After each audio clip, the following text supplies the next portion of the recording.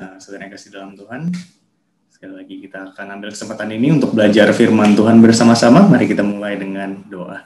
Bapa dalam surga Tuhan, kami sungguh bersyukur buat hari ini. Biar sekali lagi Engkau yang berkati kami Tuhan. Pada saat ini kami mau membuka firman-Mu, Engkau yang berkati kami Tuhan. Dengan Roh Kudus-Mu supaya kami boleh belajar dan mengerti firman-Mu. Kami pakai hamba-Mu Tuhan, berbicara kepada umat-Mu di dalam nama Tuhan Yesus kami berdoa. Amin. Mari kita sama-sama buka Alkitab kita. Kita akan baca dari Mazmur, buku Mazmur, pasal yang ke-14. Mazmur pasal 14 ayat yang pertama. Di sana firman Tuhan berkata, untuk pemimpin biduan dari Daud. Orang bebal berkata dalam hatinya, tidak ada Allah. Busuk dan jijik perbuatan mereka, tidak ada yang berbuat baik. Demikian firman Tuhan. Saudara, ini pendek aja pembacaan firman Tuhan kita. Nah, waktu saya kecil, saudara, waktu saya masih sekolah, SD, kelas 1, kelas 6, sampai kelas 6, saya selalu juara besar, minimal top 10 kalau di sekolah, kalau di kelas. Bukannya mau membanggakan diri, tapi memang kenyataannya seperti itu. Karena dulu, waktu SD, saya ngerasa pelajaran itu di sekolah itu nggak gitu rumit. Ya, saya tipe anak yang kalau belajar itu di kelas. Bukan di rumah. Jadi waktu di kelas, waktu guru terangin, itu saya langsung nangkep. Kalau saya langsung nangkep, saya langsung ngerti ya. Di sana saya catat gitu kan. Nah itu biasanya nempel di otak. Jadi saya kalau di rumah itu bikin tugas itu hanya seadanya, secukupnya aja, nggak gitu perlu susah-susah gitu kan. Jadi saya di rumah waktu itu lebih banyak main sepeda, main sama teman-teman di luar. Saya lebih banyak nyantai-nyantai di rumah, main game dan sebagainya. Nah, biasanya adik saya ikut main gitu kan, sama saya gitu. Tapi bedanya adalah nilai dia waktu masih SD, dia beda cuma setahunan sama saya. Nah, nilai dia tuh nggak gitu bagus. Jadi mama saya tuh sering jadi marah sama dia, sering marahin dia. Nah, akhirnya ada satu kali waktu abisan dirapot, nilainya dia jelek. Nah, dia kena marah sama mama. Mama saya marahin dia. Lalu dia bilang begini, ya udahlah, karena aku memang bodoh, mungkin aku memang nggak bisa, jadi percuma belajar pun tetap nilainya bakalan jelek. Aku ini bodoh gitu. Nah jadi mama saya bilang sama dia, di dunia ini itu tidak ada orang bodoh, hanya ada orang rajin dan hanya ada orang yang malas. Ya, jadi mama saya bilang begitu sama dia. Nah, itu kan saya di situ. Lalu saya nyeletuk, saya bilang gini sama mama, kok nggak pernah belajar, nilai tetap bagus. Jadi saya gituin di depan mama saya, akhirnya saya diomelin juga gitu kan, karena sebenarnya gara-gara saya juga adik saya nilainya pada jelek, saya selalu ajakin mereka main gitu kan. Nah, mama saya bilang, di dunia ini nggak ada orang bodoh, hanya ada orang rajin, hanya ada orang malas. Nah, barusan kita baca firman Tuhan saudara dari Mazmur pasal 14 ayat yang pertama. Di sini firman Tuhan berkata, orang bebal berkata dalam hatinya, tidak ada Allah. Nah, di sini saudara ada orang yang dipanggil sama firman Tuhan adalah orang bebal, atau sebenarnya kalau di dalam bahasa aslinya saudara itu orang bodoh. Nah, ternyata saudara kalau menurut firman Tuhan, ternyata ada orang bodoh ini, ada si orang bebal ini. Ya kan, kalau nggak ada nggak mungkin firman Tuhan panggil mereka gitu kan. Nah, buktinya ini ada. Tentunya dengan nuansa yang berbeda, bukan yang seperti yang kalau dulu saya waktu masih kecil, mama saya ngomelin saya bilang nggak ada orang bodoh. Nah, itu kan secara akademis, tentunya secara sekolah gitu ya. Nah, kalau firman Tuhan tentunya tidak membicarakannya secara akademis. Ya, tapi apa yang sebenarnya dibicarakan oleh firman Tuhan? Nah, saudara, karena saya tertarik dengan konsep ini, dengan kata ini, orang bodoh, orang bebal, banyak sekali keluar di Alkitab. Jadi akhirnya beberapa waktu yang lalu saya menyempatkan diri untuk belajar word study ya, kita belajar katanya. Nah, jadi saya susun pembelajarannya, dan sekarang yang saya mau lakukan adalah mungkin untuk beberapa kesempatan ke depan saya akan bagikan kepada saudara. Nah, saya akan memberikan materi awalnya dulu, materi pembelajarannya.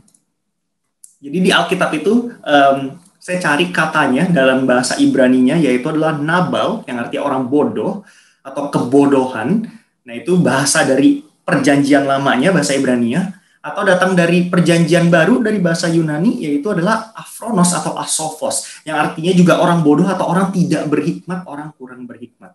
Nah, Lembaga Alkitab Indonesia beberapa kali lebih banyak, maksudnya lebih banyak mentranslasikan kata-kata itu, nabal, aphronos, asophos itu dengan kata orang bodoh atau orang bebal. Tentunya banyak sekali yang lain ditranslasi sebagai kebodohan atau kebebalan.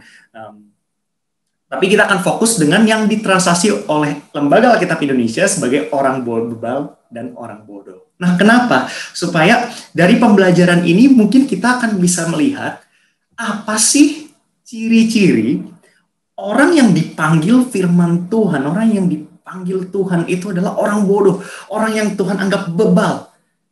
Nah, mungkin dari pembelajaran ini kita bisa merefleksikan kepada kehidupan kita. Kita lihat kita ini menurut firman ya, apakah kita ini juga orang bodoh atau enggak? Nah, jadi itu pembelajaran yang akan kita lakukan selama beberapa waktu ke depan. Waktu saya periksa di Alkitab, saya cari kata orang bebal sendiri keluar sebanyak 54 kali di dalam firman Tuhan. 53 kali itu munculnya di Perjanjian Lama dan 1 kali muncul di Perjanjian Baru. Lalu kata orang bodoh itu keluar 49 kali, sebanyak 49 kali, 40 kali di Perjanjian Lama, lalu 9 kali di Perjanjian Baru. Nah, yang akan kita lakukan adalah karena memang lebih banyak keluarnya di Perjanjian Lama, khususnya di buku Mazmur dan Amsal, kita akan fokuskan pembelajaran kita di sana, dari buku Mazmur dan buku Amsal. Jadi total itu sebenarnya keluar sebanyak 103 kali. Ya, orang bebal, orang bodoh itu ada 103 kali. Lalu yang saya lakukan adalah saya baca semuanya, lalu saya mulai ambil, lalu saya mulai kelompokkan, ya, apa yang dikatakan tentang ayat itu, tentang orang bodoh atau tentang orang bebal, ciri-cirinya seperti apa. Lalu setiap kali mungkin ada beberapa yang sama, lalu saya mulai kelompokkan, ya, ciri-cirinya apa. Nah, ini daftarnya sebenarnya cukup panjang, saudara ya.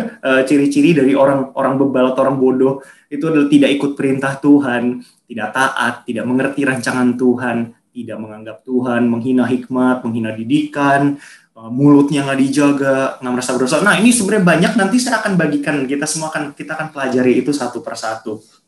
Nah, tapi yang kurang lebih idenya mirip-mirip, saya jadikan satu kelompok. Nah, kurang lebih nanti jatuh-jatuhnya itu akan ciri-ciri besarnya itu akan ada 6. Ya, akan ada 6. Nah, saya akan mulai bagikan itu kepada saudara. Kita akan lihat dari firman Tuhan, orang bodoh atau orang bebal yang dipanggil firman Tuhan itu bodoh atau bebal, itu seperti apa sih? Dan apakah kita mungkin seperti itu? Nah, mari kita akan mulai. Kita akan lihat yang pertama, saudara, ciri-ciri orang yang dipanggil firman Tuhan itu adalah bodoh. Nah, hari ini kita sudah baca ayatnya dari Mazmur pasal yang ke-14 tadi. Orang bebal berkata dalam hatinya, tidak ada Allah. Busuk dan jijik perbuatan mereka, tidak ada yang berbuat baik. Nah, saudara, hati orang bodoh ini, saudara, mungkin dia tidak mengatakan di dalam mulutnya, melalui mulutnya, dia hanya berkata di dalam hatinya, tidak ada Allah. Wah, luar biasa, saudara ya. Di dalam dunia yang kita hidupi sekarang, saudara, ada sebuah titel khusus untuk orang-orang ini. Kita panggil mereka yaitu ateis. Orang yang tidak percaya kalau Allah itu ada. Ya, menurut mereka segala sesuatu ini yang ada, ini semua datangnya dari proses natural. Tidak ada orang yang menciptakannya, tidak ada Tuhan yang menciptakannya. Semuanya ini hanya kecelakaan belaka, kecelakaan natural, proses natural. Ya, jadi tidak perlu ada orang yang merancang semuanya ini. Kita datang dari kecelakaan. Nah, itu menurut mereka seperti itu. Jadi tidak ada Tuhan di atas kita. Kita manusia sekarang di bumi ini adalah makhluk dengan intelligence tertinggi, dengan kepintaran tertinggi, dan kitalah paling atas, kitalah jawaban dari segala sesuatu. Nah, mereka adalah orang-orang yang ateis, saudara ya. Mereka tidak percaya kalau ada Allah. Nah, firman Tuhan panggil mereka itu adalah orang bebal, ya, atau si orang bodoh ini. Karena di dalam hatinya dia mengucapkan tidak ada Allah. Nah, kenapa? Kenapa firman Tuhan dengan begitu pedenya panggil mereka orang bodoh?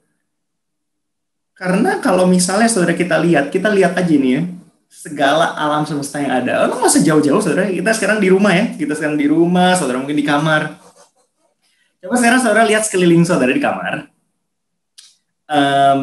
Tunjuk satu hal di kamar atau di rumah yang tidak dibuat atau tidak dirancang oleh siapapun. Coba saya kasih waktu sejenak saudara lihat. Ada nggak? Saudara bisa nggak tunjuk satu hal yang, oh ini muncul begitu aja nih barang, nggak ada yang ciptain, nggak ada yang rancang, nggak ada yang plan ukurannya harus berapa, tidak ada tujuannya. Coba saudara tunjuk satu hal. Meja, tembok, ranjang, pintu, gagangnya, engselnya, kabel-kabel, semua peralatan elektronik. Di rumah kita, saudara, segala sesuatu mata kita memandang kemanapun, pasti ada yang desain, pasti ada yang rancang, pasti ada yang ciptakan. Segala sesuatu. Lalu apakah kita akan melihat kepada diri kita sendiri, manusia ini, ya kan, satu-satunya yang kita nggak tahu kan, ini manusia, kalau kita datang dari mana nih? Beranikah kita bilang, oh kalau kita ini ya cuma kecelakaan aja. Alam itu tiba-tiba memunculkan makhluk seperti kita. Apa mungkin seperti itu, saudara? Kalau kita lihat manusia ini, tubuh kita ini aja, ini adalah pabrik kimia yang paling luar biasa, saudara. Segala organ-organ kita bekerja, saudara, itu dengan sempurnanya. Itu gimana caranya ini cuma kecelakaan? Kalau misalnya kita lihat kursi yang begini sederhananya aja, harus ada yang bikin. Alam semesta tidak mungkin tiba-tiba keluarin kursi gitu, nggak mungkin. Segala sesuatu harus ada yang rancang. Kita pun manusia juga begitu, pun hewan-hewan, tumbuhan-tumbuhan dengan segala kerumitan biologisnya, saudara, harus ada yang rancang, harus ada yang desain, harus ada yang buat. Nah tentunya saudara, kita ya, kalau kita orang percaya Tuhan, kita akan bilang Tuhan.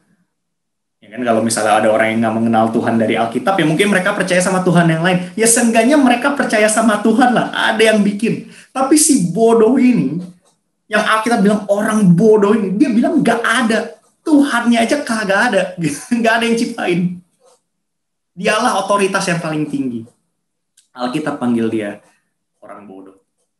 Saudara, kalau saudara mau lihat, saudara, di Roma pasal yang pertama. Roma pasal yang pertama.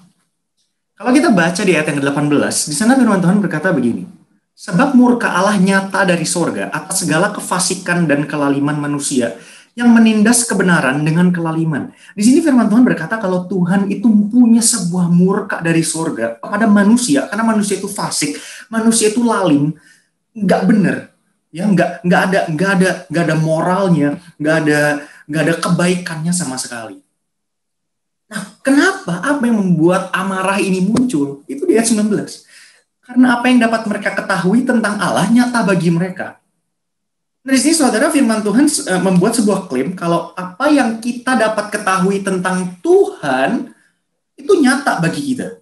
Sebab Allah telah menyatakannya kepada mereka. Nah, Allah menyatakannya kepada mereka bagaimana caranya tuh kalau orang-orang yang emang ateis gitu kan, keluarganya nggak keluarga Kristen gitu kan, tinggalnya di dunia yang modern, negara modern. Ayat 20, sebab apa yang tidak nampak daripadanya, yaitu kekuatannya yang kekal dan keilahiannya, itu kan kita nggak bisa lihat ya, nggak nampak ya saudara, yang nggak bisa lihat kasat mata. Dapat nampak kepada pikiran dari karyanya sejak dunia diciptakan, sehingga mereka tidak dapat berdalih. Nah ini saudara, firman Tuhan bilang apa? Karyanya sejak dunia diciptakan. Jadi penciptaan itu, karya Tuhan di dalam alam semesta ini, itu cukup untuk menampakkan dirinya ke dalam pikiran kita. Ya seperti tadi logika yang saya berikan, saudara, kita lihat aja alam semesta ini di sekitar kita, yang barang yang di samping kita aja harus ada yang rancang. Gimana caranya kita bilang tidak ada Tuhan? Makanya firman Tuhan bilang mereka tidak dapat berdalih sebenarnya. Kemanapun mata kita memandang, saudara, kita lihat alam semesta kita harus katakan, ini pasti ada yang ciptakan. Ini pasti ada yang rancang. Pasti ada seseorang yang begitu berhikmatnya membuat ini semua, dan ini semua pasti ada tujuannya. Itu seharusnya logika manusia yang beneran mikir. Ya, itu kalau logika manusia yang beneran mikir. Ya, bukan yang cuma asbun doang. Sebab, ayat 21, sebab sekalipun mereka mengenal Allah, mereka tidak memuliakan Dia sebagai Allah atau mengucap syukur kepadanya. Sebaliknya pikiran mereka menjadi sia-sia dan hati mereka yang bodoh menjadi gelap. Mereka berbuat seolah-olah mereka penuh hikmat, tetapi mereka telah menjadi bodoh. Nah, saudara, ini keluar lagi nih kata ininya. Mereka ini katanya bodoh. Kenapa? Karena waktu mereka mengenal Allah, waktu mereka melihat alam semesta ini, waktu mereka berkesimpulan, ini harusnya ada yang ciptain, ini datangnya dari mana? Nah, disitulah masalahnya mereka gagal di situ. Setelah itu, bukannya mereka mengucap syukur kepada Allah, mereka mencari pengenalan akan Allah ini, mereka salahnya, mereka tidak memuliakan Dia. Pikiran mereka katanya dijadikan sia-sia, hati mereka katanya menjadi gelap. Nah, kenapa tuh? Apa tuh maksudnya? Nah, itu di ayat yang 23. Mereka menggantikan kemuliaan Allah yang tidak fana dengan gambaran yang mirip dengan manusia yang fana, burung-burung, binatang-binatang yang berkaki 4, atau binatang-binatang yang menjalar. Nah, ini ngomongin tentang penyembahan berhala. Ya, manusia dari zaman dulu, saudara ya, mereka lihat matahari, mereka nggak sembah Tuhan yang menciptakan matahari, mereka sembah mataharinya. Mereka lihat burung, mereka nggak sembah Tuhan yang ciptain burung ini, mereka sembah burungnya. Mereka sembah manusianya. Mereka sembah tumbuhannya, pohonnya, kayunya, buminya yang mereka sembah. Mereka tidak sembah Tuhannya. Maka Tuhan di situ Tuhan marah. Hei bodoh. Aku yang ciptain ini. Kenapa kamu malah sembah ciptaannya? Kayu mah tidak bisa apa-apa. Burung mah hanya binatang. Segala macam hewan-hewan itu hanya binatang. Manusia. Kalian mau sembah manusia. Diri kalian sendiri. Kalian ini bodoh. Aku yang menciptakan, kalian tidak mencari aku, kalian tidak mengucap syukur kepada aku. Nah, makanya saudara, Tuhan itu marah besar. Dia kasih lihat murkanya kepada manusia ini atas kefasikan mereka, atas kelaliman mereka. Saudara, ini adalah ciri-ciri orang bodoh. Mereka berbuat seolah-olah mereka penuh hikmat katanya. Oh, mereka nih, lihat nih, kita berhikmat nih, kita bisa menjelaskan ini semua datangnya dari mana, dewa-dewa lah, dewi-dewi, atau kalau orang ateis bilangnya oh evolusi. ini semua kecelakaan aja tiba-tiba terjadi, lalu proses alam mengubahnya semua. Mereka telah menjadi bodoh kalau menurut firman Tuhan. Mereka menjadi bodoh. Saudara, orang ateis ini dipanggil menjadi bodoh karena mereka hidup sesuai dengan apa yang mereka mau. Karena tidak ada Tuhan, tidak ada yang menciptakan, manusia ini adalah otoritas paling tinggi, jadi saya, manusia, mau ngapain aja, bebas. Kita yang akan mengambil keputusan. Kita mau aborsi anak. Boleh gak? Oh ya boleh, tergantung, tanya aja sama manusia. Manusia menganggap aborsi itu bagus atau enggak? Kalau bagus, silakan, gitu kan. Ya, perkawinan sesama jenis bagus nggak? Ya kita tanya aja sama manusia. Kalau manusia anggap itu bagus, ya bagus, kita jalankan. Jadi mereka nggak akan lagi pikirin bagaimana dengan Tuhan, apakah ada Tuhan yang berkuasa di atas segala macam keputusan moral kita. Nggak perlu, kan nggak ada Allah, nggak ada Tuhan. Suka-suka kita mau ngapain. Nah, itulah saudara kenapa Tuhan bilang bodoh kalian. Kalian tinggal di bumiku dengan peraturanku, semuanya aku yang rancang, semuanya aku yang bikin. Tapi kalian mau suka-suka di sana, silakan. Silakan, tunggu hari penghakiman. Makanya dibilangnya mereka ini adalah orang bodoh, saudara. Nah, itulah ciri-ciri orang bodoh yang pertama, saudara. Mereka selalu bilang tidak ada Allah. Mereka tidak pernah menganggap Tuhan. Mereka sebodoh amat. Mereka menganggap kalau diri mereka lah yang paling tinggi, otoritas tertinggi dalam hidup mereka. Nah, sekarang kita akan periksa saudara ya hari ini. Kita gimana? Apakah kita bilang tidak ada Allah? Sama seperti orang ateis. Nah, tentunya saudara sekarang lagi Evangelis Andre, ya nggak mungkin lah. Kita ini kan orang gereja, kita tiap minggu gereja, kita ini anak Tuhan. Masa kita bilang tidak ada Allah? Ya tidak mungkin lah. Kita ini kan orang Kristen. Masih di buku Mazmur, saudara, kita akan balik ke buku Mazmur, tapi kali ini kita akan ke Mazmur yang ke-94. Mazmur 94. Kita akan baca ayat yang ke-7 dan ke-8. Biar nggak patah, saya akan bacain dari ayat yang ke-5 jadi. Ayat 5. Umatmu ya Tuhan, mereka remukan, dan milikmu sendiri mereka tindas. Janda dan orang asing mereka sembelih, dan anak-anak yatim mereka bunuh. Dan mereka berkata, Tuhan tidak melihatnya, dan Allah Yakub tidak mengindahkannya. Perhatikanlah, hai orang-orang bodoh di antara rakyat, hai orang-orang bebal, bilakah kamu memakai akal budimu? Nah, saudara, ini keluar lagi nih, orang bodoh. Ya, di ayat 8 orang bodoh, orang bebal, saudara. Keluar lagi, saudara. Dia bilang, hai orang-orang bodoh di antara rakyat. Saudara, pemazmur waktu tulis ini, saudara, yang dia pikirkan ini bukannya orang-orang yang di luar Israel. Saya yakin dia sedang mengucapkannya kepada orang-orang Israel. Saudara, orang-orang Israel itu pada zaman raja-raja, saudara, ya, kalau saudara ingat ya, saudara baca raja-raja itu kan mereka moralitas kan bobrok ya, penuh dengan penyembahan berhala. Mereka nggak benar-benar percaya sama Tuhan, mereka nggak benar-benar beribadah kepada Tuhan. Nah, seringkali saudara, bangsa Israel itu Tuhan mengirimkan nabi kepada bangsa Israel, dan tuduhannya adalah bangsa Israel tuh suka banget bilang ini, Tuhan tuh nggak lihat. Allah Yakub itu tidak mengindahkannya. Nah, mengindahkannya ini dalam bahasa Asia sebenarnya saudara ada nuansa begini. Maksudnya tuh Tuhan itu nggak peduli lah. Ya, Tuhan tidak melihat dan Allah Yakub tuh nggak peduli. Tuhan nggak pikirin. Ya, maksudnya itu begitu. Bangsa Israel tuh sering nganggap tuh kalau mereka itu bisa ngapain aja sesuka mereka, dan Tuhan juga ya emang Tuhan mau ngapain.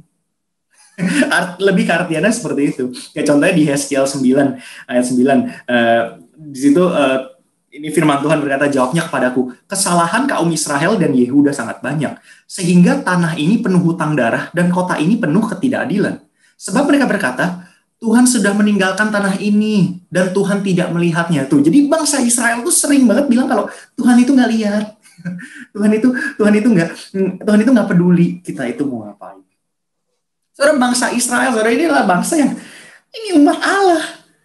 Setiap anak yang lahir di Israel itu akan mengerti, oh, ada Allah Abraham, Ishak, Yakub, bapak kita gitu. Mereka tahu ada Tuhan, ada Sang Pencipta. Mereka bakar-bakar korban, saudara, tiap tahun. Mereka ngerti, mereka beribadah kepada Tuhan. Tapi waktu mereka menjalani hidupnya, tidak ada Tuhan. Tuhan nggak lihat lah. Ya, ada Tuhan, tapi Tuhan nggak lihat. Tuhan nggak peduli. Anak-anak Tuhan loh. Ini umat Allah, bangsa Israel, saudara. Mereka jalani kehidupannya sama seperti orang ateis. Orang ateis kan gitu kan. Nah, kita mau ngapain ya? Ya suka-suka kita, menurut kita yang benar apa? Ya kita jalanin aja yang menurut kita benar. Itu orang ateis. Lalu orang Israel melakukan hal yang sama. Saudara, saya nggak akan kaget kalau gereja melakukan hal yang sama. Saya nggak akan kaget kalau di antara kita, orang-orang Kristen, mungkin di gereja kita sekalipun, kita kadang jalanin hidup kita seperti itu. Seolah-olah tidak ada Allah. Seolah-olah Tuhan nggak ngelihat semuanya. Kita jalanin hidup kita sama seperti orang ateis. Kerohanian kita cuma ditaruh di hari Minggu waktu kita lagi ibadah doang, tapi Senin sampai Sabtu kita lakuin apapun itu suka-suka kita. Penjelasannya ada pada kita. Hikmatnya semua ada pada kita. Yang menurut kita benar aja, yang menurut kita baik aja, yang menurut kita berhikmat aja.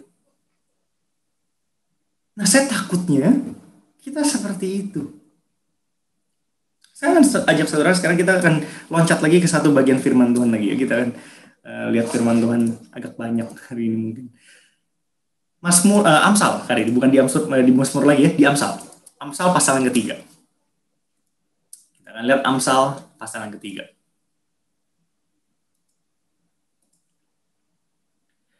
Ayat yang kelima dan keenam akan kita baca, percayalah kepada Tuhan dengan segenap hatimu dan janganlah bersandar kepada pengertianmu sendiri. Akuilah Dia dalam segala lakumu, maka Ia akan meluruskan jalanmu. Ini adalah ayat hafalan sebenarnya buat biasanya sekolah minggu ya, anak-anak sekolah minggu kan ini salah satu ayat yang populer ya, Yohanes 3:16 ya, lalu ini Amsal 3:5 sama 6. Percayalah kepada Tuhan dengan segenap hatimu dan janganlah bersandar kepada pengertianmu sendiri. Itu adalah yang tadi diucapkan pertama di dalam yang bagian firman Tuhan yang kita baca. Saudara, kalau tadi kita membuat perbandingan ya, orang ateis, kalau mereka memang bilang tidak ada Allah. Mereka bahkan tidak mengakui Tuhan. Mereka bahkan tidak menganggap Tuhan itu ada. Memang tidak perlu ada Tuhan di dalam hidup mereka. Tapi kalau kita bagaimana? Kita ini kan orang-orang yang mengaku anak Allah. Kita mengaku umat Tuhan, hamba Allah. Kita mengaku kita mengasihi Dia. Kita mau menyenangkan hatinya. Nah, kalau misalnya kita hidupnya seperti orang ateis itu bagaimana? Kita disuruhnya percaya kepada Tuhan dengan segenap hati, bukan cuma percaya ya ada Tuhan. Ya sekedar Dia ada aja gitu. No, nggak seperti itu. Kita percaya kepada Tuhan itu dengan segenap hati kita. Lalu kita tidak boleh bersandar kepada pengertian kita sendiri. Itu yang tadi saya bilang, apakah kita sama seperti orang ateis? Kalau orang ateis kan ya pinter-pinternya dia deh, dia bikin keputusan hidup. Nah kalau kita bagaimana? Di sini firman Tuhan, jangan sampai kita bersandar kepada pengertian kita sendiri. Pengertian kita itu boleh di ini aja, di switch off aja gitu, dimatiin, mati lampu. Matiin aja, sorry. Lalu sisanya kita jalani hidup ini benar-benar bersandar kepada Tuhan. Nah kadang ini menjadi sebuah konsep yang apa sih, kayak abstrak ya, kayak nggak jelas sebenarnya tuh apa sih maksudnya bersandar sama Tuhan gitu kan, sama kayak bersandar sama bangku gitu. Ya, kalau konsepnya kurang lebih sama, saudara ya. Bangku itu yang menopang kita kan supaya kita nggak jatuh. Nah, sama kita bersandar kepada Tuhan, bukan kepada pengertian kita sendiri. Kenapa? Karena kalau kita bersandar kepada Tuhan, kita tidak akan jatuh. Kalau sama pengertian sendiri, nah itu bisa. Nah nanti saya akan berikan sebuah mungkin sebuah kesaksian hidup, sebuah cerita, saudara mungkin akan bisa menjelaskan sedikit dari ayat ini. Tapi sebelum itu, saudara, di ayat 6, di sana dikatakan, akuilah dia dalam segala lakumu. Nah ini saudara ya, setelah kita percaya dengan segenap hati, kita tidak bersandar kepada otak kita sendiri, kita akuilah dia dalam segala lakumu. Saudara, akuilah di dalam bahasa Ibrani ya saudara, itu kata yang sama yang digunakan untuk melihat. Ya, melihat atau menganggap gitu ya, kalau kita bilang ya, lu nggak lihat muka gue gitu, maksudnya nggak nganggap gitu kan, menganggap atau melihat, lihatlah dia dalam segala yang kita lakukan, dalam setiap segala lakumu itu, saudara, itu adalah translasi dari sebenarnya kalau di bahasa Inggris itu bilangnya in all your ways, di dalam setiap jalanmu, di dalam setiap langkahmu, anggaplah Tuhan. Segala keputusan hidup yang kita lakukan, kita harus menganggap dia, mengakui dia, melihat dia. Jadi itu 3, saudara ya, percaya dengan segenap hati, jangan bersandar kepada pengertian sendiri, lalu kita menganggap Tuhan, mengakui Tuhan di dalam setiap yang kita lakukan. Maka, ia akan meluruskan jalanmu. Ia akan meluruskan jalanmu. Jalan kemana, saudara? Jalan kita emang belok-belok, liku-liku, kita mau kemana memang? Apa maksudnya luruskan jalan? Saya sering sekali pikirin ayat ini. Apa sih sebenarnya maksudnya lurus jalan? Dan lama-kelamaan saudara saya baru mengerti apa maksudnya. Mungkin ya, ini interpretasi saya. Menurut saya cuma mau bagiin aja. Setiap kali kalau kita doa sama Tuhan, kita bilang dalam pergumulan kita bilang sama Tuhan, tolong lancarkan, ya kita serahkan semuanya kepada Tuhan, biar Tuhan yang bekerja, biar Tuhan yang berkarya. Ya, mungkin translasinya adalah ini, saudara. Supaya Tuhan meluruskan jalan kita. Setiap kali kita minta kelancaran hidup, setiap kali kita minta berkat dari Tuhan, ini loh, lurus jalan kita tinggal ikutin aja. Kita tinggal melangkah bersama Tuhan. Nah, kita sering sekali kita minta itu. Kita mau punya hidup yang jalannya lurus. Kita mau punya hidup yang Tuhan yang tuntun, Tuhan yang bawa, Tuhan yang bikinin, Tuhan yang kayak pavingnya itu Tuhan yang kerjain. Kita tinggal jalanin aja. Kita kadang mau itu, tapi percaya dengan segenap hati kita enggak. Bersandar pada pengertian sendirinya kita jalan, kita ngakui dia dalam setiap langkah juga enggak. Nah gimana waktu nanti Tuhan udah siapin jalannya, kita belum tentu kita mau ikutin jalannya dia. Karena kita masih melanggar 3. Ini basis yang pertamanya ini. Supaya hidup kita nggak kayak hidup orang ateis.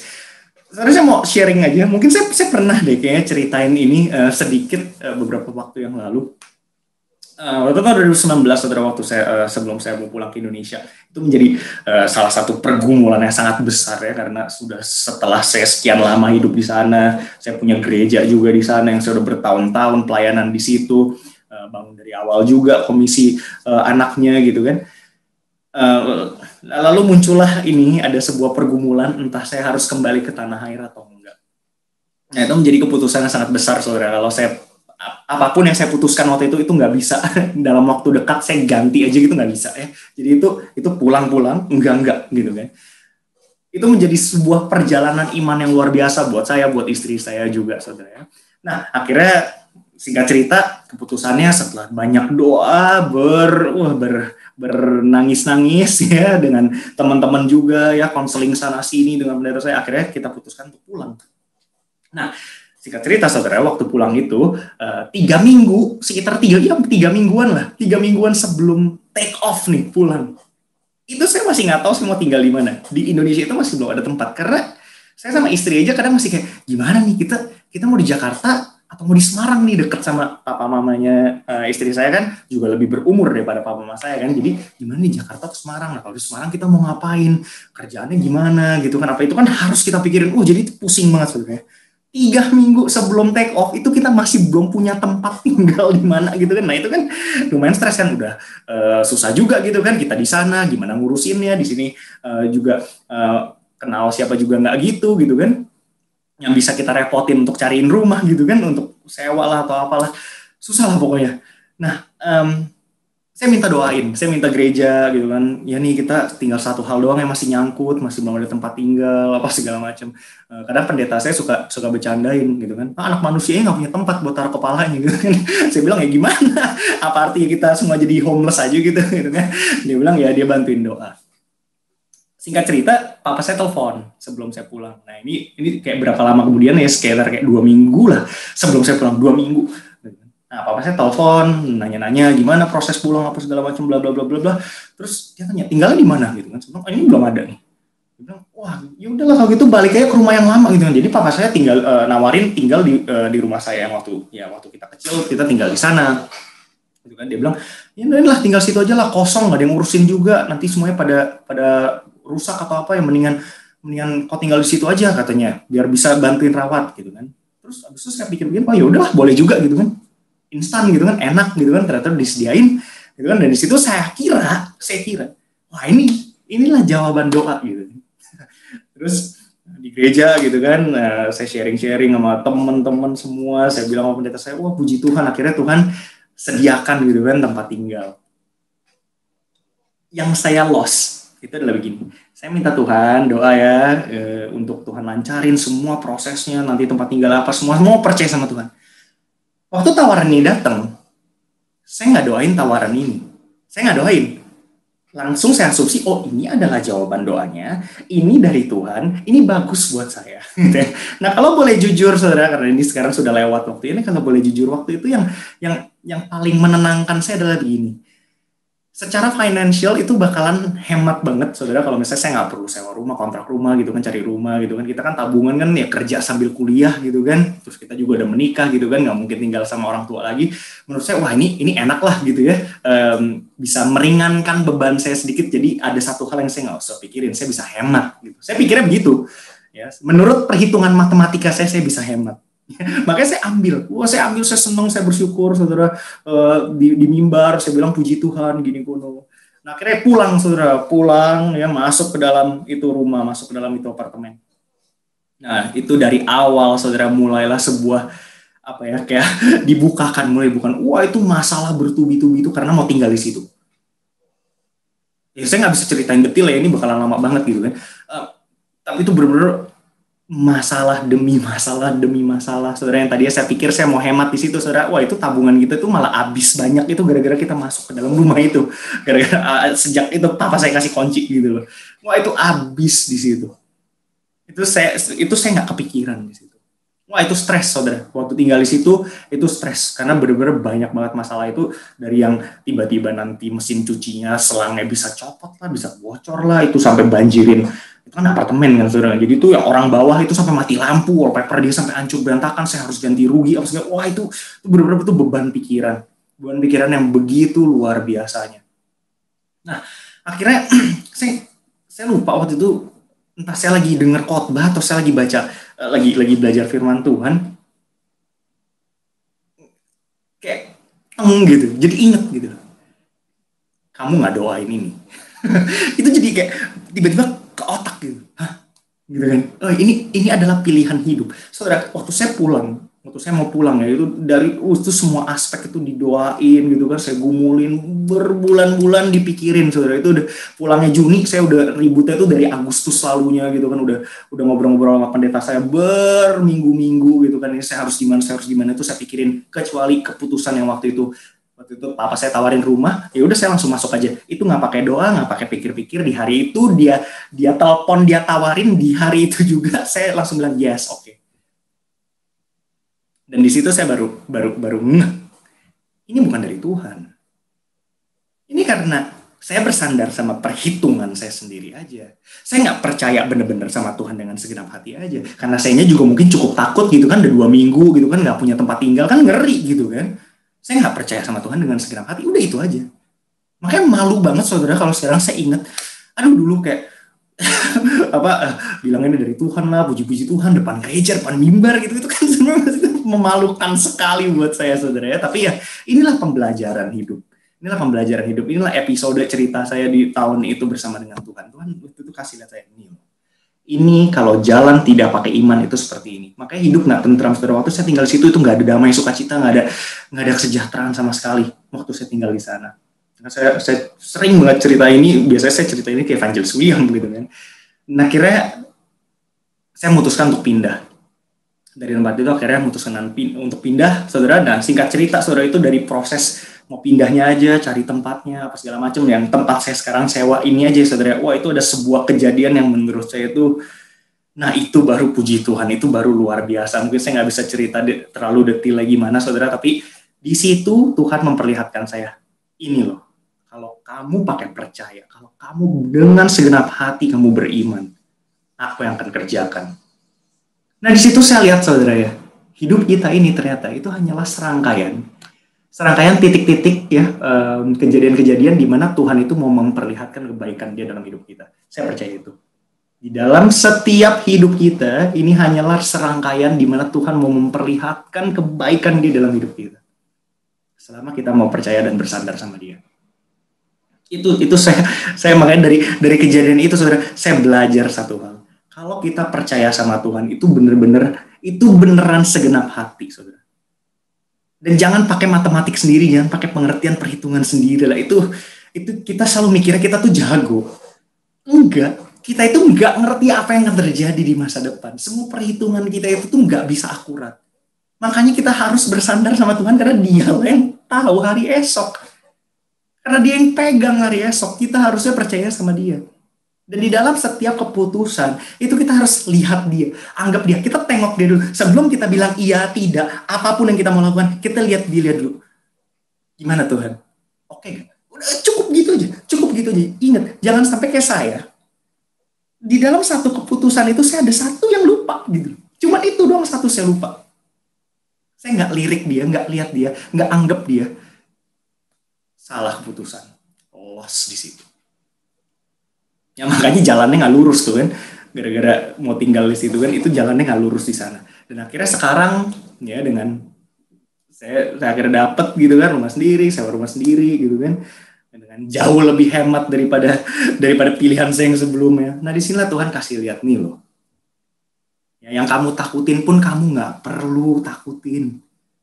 Aku yang akan take care semuanya, aku yang akan penuhi, aku yang akan cukupkan. Sekarang saya hidup di sini, saudara, saya lebih sejahtera, saya bisa jadi berkat buat orang, saya bisa lihat orang juga lewat orang-orang berkati hidup saya juga. Ini benar-benar Tuhan rancangkan untuk kesini. Di saat saya benar-benar oke Tuhan, saya lepas kendali, Tuhan bawa, Tuhan beneran bawa ke tempat di mana Dia mau. Nah, ini loh saudara, ini loh kehidupan orang Kristen itu seharusnya itu ya seperti ini ceritanya. Kita hanya ya ikut aja pokoknya Tuhan bawa kemana. Namun seringkali justru kita di situ kita malah mau potong. Tunggu Tuhan tar dulu. Kalau menurutku ya bagusan. jadi kita yang konselornya Tuhan. Jadi kita yang ngajarin Tuhan harusnya saudara kita jangan bersandar kepada pengertian sendiri. Ya, sesuai dengan yang tadi saya udah bagikan juga dari pengalaman hidup, saya belajar satu hal, saudara, jangan kita bodoh. Nah, itu saya bodoh tuh. Itu saya bodoh, kan? Jangan kita bodoh. Sekarang saya mau ajak saudara gini. Coba saudara lihat dalam kehidupan saudara sekarang, yang mungkin agak sedikit kusut, gitu ya. Kejadian yang mungkin yang tidak sesuai dengan ekspektasi saudara, yang tidak sesuai dengan perhitungan saudara. Coba saudara lihat, saudara mundur sejenak. Saudara step back, lalu saudara lihat. Saudara tanya, ini aku doain nggak? Ini aku percaya nggak sama Tuhan? Ini aku serahkan nggak sama Tuhan? Ini aku tanya nggak sama Tuhan? Ini aku konseling nggak sama umat-umat Tuhan yang lain, sama teman-teman saudara-saudara seiman? Ini aku minta nggak petunjuk rohani untuk aku membuat keputusan ini? Coba saudara lihat. Coba saudara buktikan deh. Bisa nggak saudara juga bilang, oh iya, aku miss di situ, aku lost di situ. Makanya jalannya jadi semraut, jadi rusak, jadi kusut, jadi sulit. aku nggak doa, karena aku nggak minta, karena aku sembarangan. Coba saudara lihat. Saya percaya, saya yakin dan percaya saudara, kalau saudara juga pasti bisa bersaksi akan itu. Iya nih, ini aku nggak pakai iman. Ini aku pakai pengertianku sendiri, makanya ini rusak. Saudara, orang yang seperti itu, firman Tuhan bilang apa? Firman Tuhan, kau ini bodoh, kau ini bebal. Kau bilang tidak ada Tuhan. Kita nggak tanya dia, kita nggak lihat dia. Nah saudara, itu adalah ciri pertama saudara. Ya, ini yang paling, menurut saya ini yang paling dasar, makanya saya mulai dari ini. Ya, orang bodoh yang pertama itu adalah orang yang bilang nggak ada Tuhan, dia nggak butuh Tuhan di dalam hidupnya, dia nggak cari Tuhan di dalam hidupnya, dia tidak lirik Tuhan di dalam hidupnya. Saudara, kita adalah anak-anak Tuhan, jangan sampai kita juga kayak begitu. Malah kita yang hidupnya yang tidak seturut dengan rancangan Tuhan, kita jalanin aja lah sendiri dengan pinter-pinter, dengan jago-jagonya kita. Wah, jangan sampai kita seperti itu. Coba mari kita refleksikan hari ini, saudara, singkat aja, 1 poin aja. Saya khotbah nggak banyak-banyak ini, cuma 1 poin aja. Apakah kita menganggap Tuhan di dalam setiap langkah, dalam setiap laku kita? Kita tanya dia nggak? Kita konsultasi sama dia atau enggak?